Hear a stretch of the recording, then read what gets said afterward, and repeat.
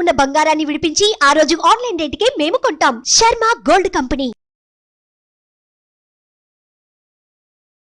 Hello views, welcome back to our channel. ఈరోజు మనతో ఉన్నారు డాక్టర్ రజిత వంగ గారు. మ్యామ్తో మాట్లాడదాం.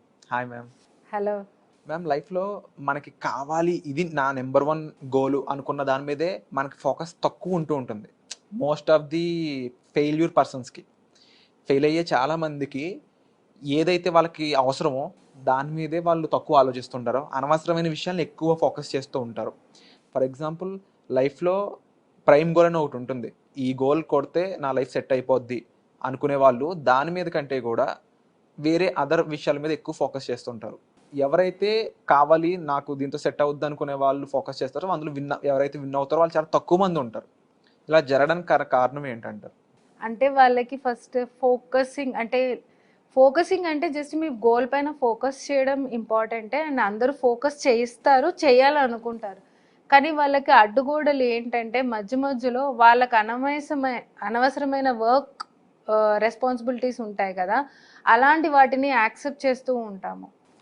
ఇప్పుడు ఫర్ ఎగ్జాంపుల్ చెప్పాలంటే మైకెల్ ఫెల్ప్స్ అనేసి ఈజ్ 23 times ఒలింపిక్స్ స్విమ్మింగ్లో గోల్డ్ మెడల్ సాధించారు ఆ వ్యక్తి. ఆయన 23 times ఒలింపిక్స్లో స్విమ్మింగ్లో అంత గ్రేట్ పర్సన్ ఎలా ఇవ్వగలిగారంటే హీ హ్యాడ్ దట్ ఫోకస్ అనమాట.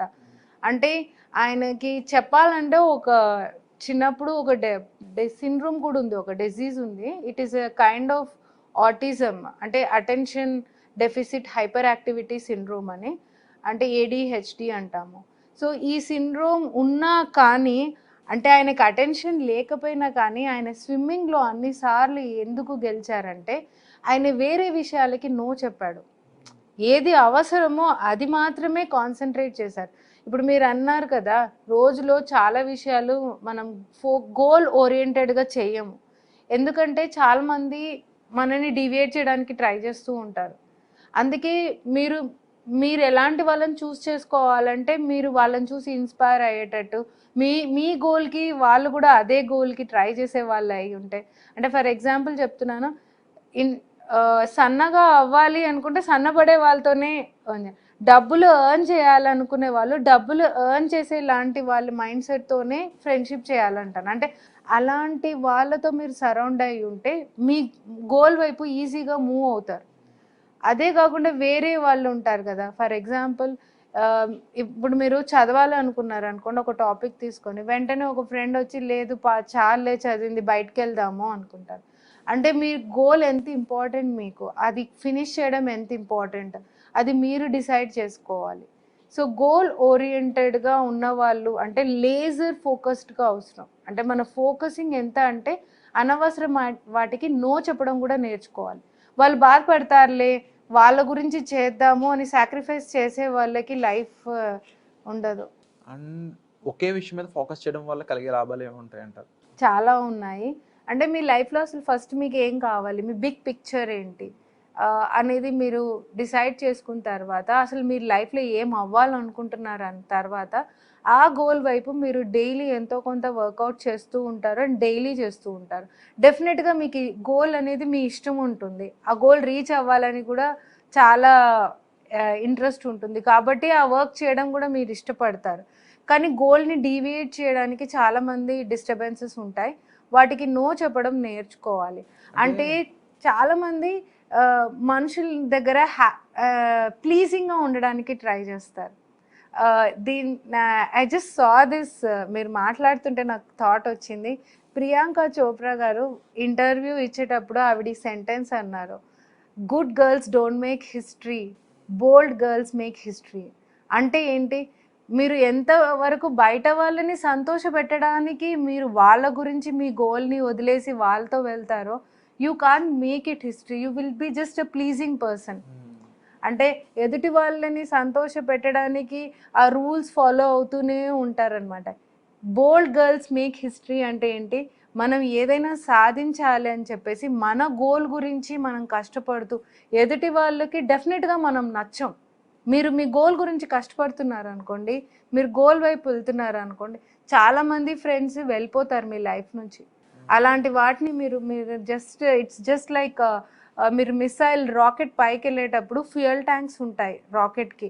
అది ఒక లెవెల్లో పైకి వెళ్ళిన తర్వాత ఫ్యూయల్ ట్యాంక్స్ ఖాళీ అయిపోయిన కొద్దీ పడిపోతూ ఉంటాయి. అంటే మీ లైఫ్లో కొన్ని ఫ్రెండ్షిప్స్ కూడా అంతే అండి. మిమ్మల్ని డీవియేట్ చేయడానికి వచ్చే వాళ్ళు కూడా ఒక లెవెల్ వరకు మీతో ఉండి తర్వాత పడిపోతూ ఉంటారు. వాళ్ళు మిమ్మల్ని పుష్ చేయడానికి అంత లెవెల్ వరకే. దాని తర్వాత మీరు లైఫ్ ఎంత ట్రాన్స్ఫార్మ్ అవ్వాలి అంటే you cannot correlate with your own friends అనమాట. మీరు ఆ గోల్ రీచ్ అయినప్పుడు డెఫినెట్గా మీ లైఫ్లో ట్రాన్స్ఫర్మేషన్ ఉంటుంది.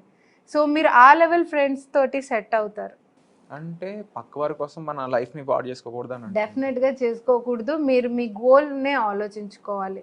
అంటే కొన్ని రిలేషన్షిప్స్ని బ్రేక్ కూడా చేసుకోవాల్సి వస్తుంది. అంటే ప్రియారిటీస్ ఉన్నా కూడా.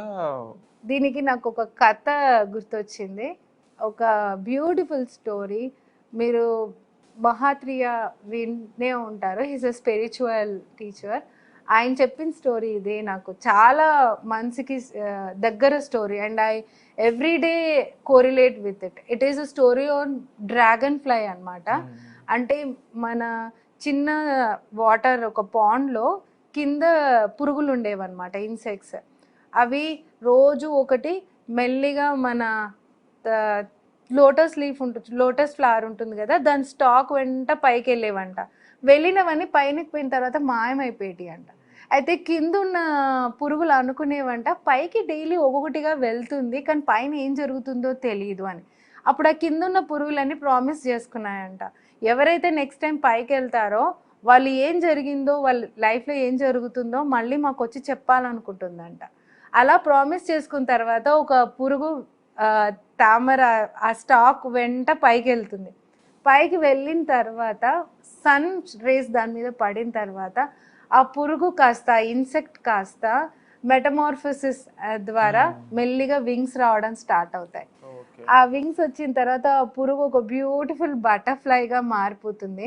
Sorry, not a butterfly, dragon fly. So dragon fly అయిన తర్వాత అది ఇట్ కెన్ ఫ్లై కదా, అది ఎగరడం స్టార్ట్ చేస్తుంది. తూనిగలాగా మారిపోయి పురుగులు లేవు, మాయమైపోయి అనుకుంటున్నాయి. అయితే ఆ డ్రాగన్ ఫ్లై ఇంకా పైన సంతోషం ఇంకా పట్టలేక దానికి వింగ్స్ వచ్చాయి అనేసి అది ఎగరడం స్టార్ట్ చేస్తుంది. ఒక 2 రౌండ్స్ తిరిగిన తర్వాత దాని ప్రామిస్ గుర్తొస్తుంది. అరే మనం కింద ఉన్న పురుగులకి ప్రామిస్ చేశాం కదా, ఇలా మారిపోతున్నాం అని చెప్పేసి నేను వెళ్ళి చెప్పాలి అనుకుంటుంది. కానీ వెళ్దామన్నా అది నీటి లోపలికి ఇంకా వెళ్ళరాదు. ఒకవేళ అది కష్టపడి వెళ్ళినా కానీ ఆ పురుగులు దాన్ని ఇంకా గుర్తుపట్టవు, దాని ఫ్రెండ్ అని కూడా గుర్తుపట్టవు. సో ఈ కథ వల్ల మనం నేర్చుకోవాల్సిందంటే ప్రతి మనిషికి, గ్రోత్ మైండ్ సెట్ ఉన్న మనిషికి యాస్పిరేషన్, ట్రాన్స్ఫర్మేషన్, ఇన్స్పిరేషన్.